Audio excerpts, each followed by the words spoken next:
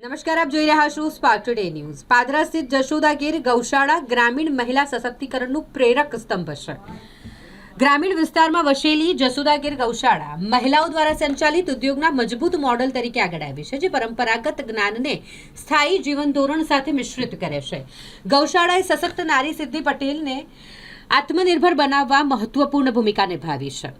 આ ગૌશાળાએ માનપૂર્ણ આવકનો સ્ત્રોત ઊભો કરવા અને નજીકના ગામના 8 થી 10 મહિલાઓ માટે રોજગાર સર્જવામાં સક્ષમ બનાવ્યું છે। લગભગ 70 ગીર ગાયોને સંભાળતા સિદ્ધિ પટેલે સફળતાપૂર્વક સંચાલિત ડેરી ઉદ્યોગ વિકસાવ્યું છે અને ગાયના છાણમાંથી બનેલા વિવિધ મૂલ્યવર્ધિત ઉત્પાદનોની વધતી શ્રેણી પણ તૈયાર કરી છે।